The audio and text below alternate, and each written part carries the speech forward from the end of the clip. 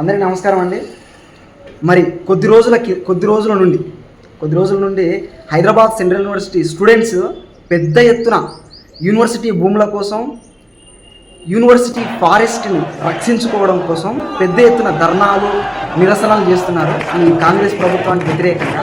మొన్నటిదాకా ప్రస్తుతం తెలంగాణలో ఉన్నటువంటి కాంగ్రెస్ ప్రభుత్వం మొన్నటిదాకా హైడ్రా కూల్చివేతలతో సామాన్య ప్రజల బ్రతుకులను రోడ్ల మీదకి తెచ్చింది.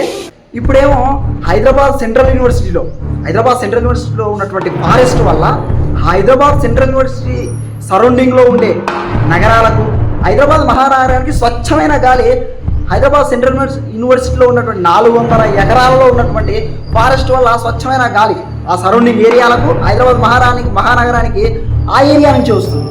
ఇప్పుడు అది లేకుండా మొత్తం నాశనం చేసేస్తున్నారు. అక్కడ ఫారెస్ట్ లేకుండా మొన్నటిదాకా ఈ ప్రకృతిని కనుక నాశనం చేస్తే, మొన్నటిదాకా బ్యాంకాక్ లాంటి దేశాలలో భూకంపాల ప్రభావం, దుబాయ్లో ఇప్పటికీ వర్షాలు రావు. అంతెందుకు మొన్నటిదాకా కేరళలో ప్రకృతి వైపరీత్యం ఎంత దారుణంగా ఉండింది. ఈ తుఫాన్ల ప్రభావం వల్ల, ఈ వర్షాల బీభత్సానికి అక్కడున్న నగరాలే కొట్టుకుపోయినాయి. కేరళలో మనుషులందరూ గల్లంత అయిపోయి, నగరాలు, ఇల్లు మొత్తం నాశనం అయిపోయాయి. ఇట్లా మాట్లాడుకుంటే చాలా వరకు దేశాలు ఈ ప్రకృతి వైపరీత్య ప్రభావం వల్ల నాశనం అయిపోయిన దేశాలు చాలా ఉన్నాయి. కాబట్టి ముఖ్యమంత్రి గారి ఆలోచన మంచిదే ఉండొచ్చు. తెలంగాణ రాష్ట్రాన్ని అభివృద్ధి చెందాలంటే ఇట్లాంటి భూములను నమ్మి, అక్కడ ఉన్నటువంటి ఫారెస్ట్ నాశనం చేసి భూములను నమ్మి కంపెనీలను తీసుకొస్తే తెలంగాణ అభివృద్ధి చెందుతుంది. కానీ ఆ అభివృద్ధి అనేది ప్రకృతిని నాశనం చేసి చేయాల్సిన అవసరం లేదు. ప్రకృతిని నాశనం చేసి అభివృద్ధి చేయాల్సిన అవసరం లేదు.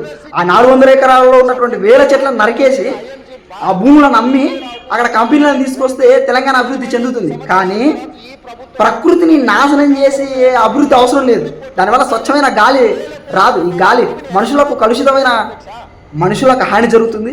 నువ్వు అభివృద్ధి ఎంత చేస్తే ఏంది, మనుషులు లేకపోతే, మనుషులు తెస్తే స్వచ్ఛమైన గాలి అందక.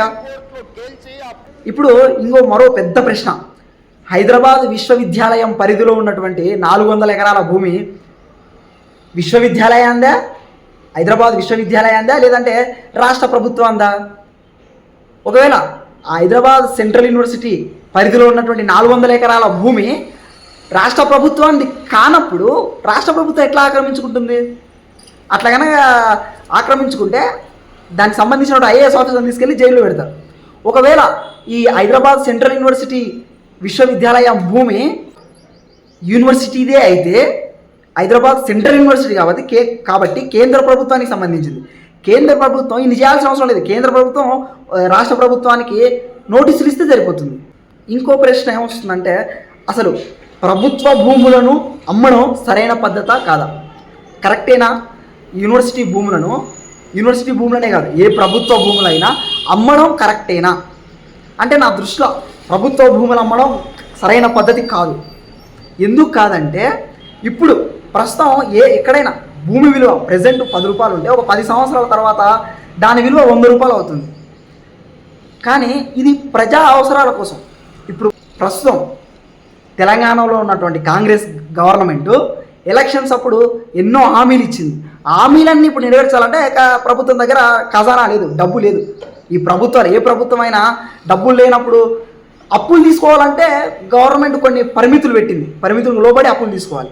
ఆ పరిమితులు దాటిపోయింది. ఇప్పుడు ఏం చేయాలా? ఏ ప్రభుత్వాలకైనా ఇప్పుడు వచ్చే ఆలోచన ఏంటంటే ప్రభుత్వ భూములను అమ్మేయడం. నా దృష్టిలో ఈ ప్రభుత్వ భూములను అమ్మడం సరైనటువంటి పద్ధతి కాదు. ఎందుకంటే ఒక భూమి విలువ ప్రెజెంట్ ఇప్పుడు 10 రూపాయలు చేస్తే ఒక 10 సంవత్సరాల తర్వాత 100 రూపాయలు చేస్తుంది అదే భూమి విలువ.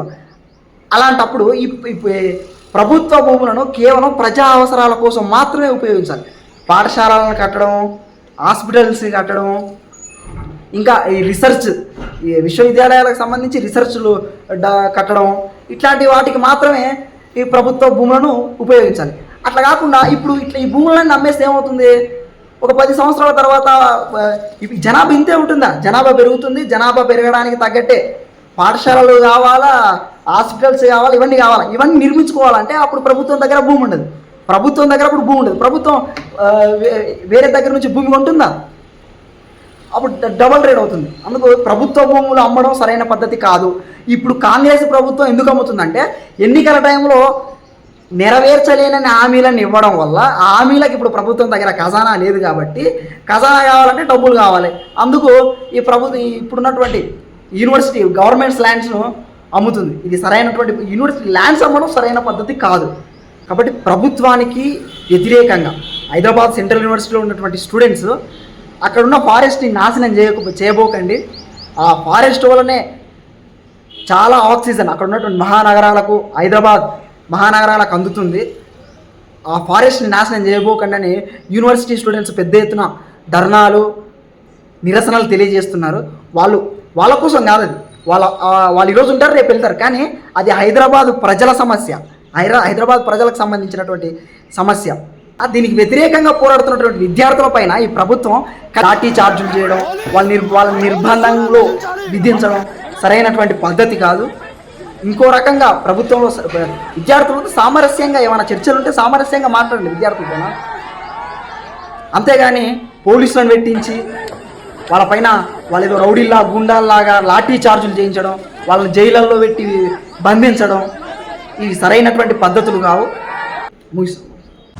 నేల, నీరు, నిప్పు, గాలి, ఆకాశం ఇవన్నీ అందరివి. నీ అప్పసొత్తు కాదు, నీ సార్ అప్పసొత్తు కాదు. అర్థమైందా? గాలి మొత్తం ఫ్యాక్టరీలు పెట్టి పాడు చేస్తారా? మనుషులు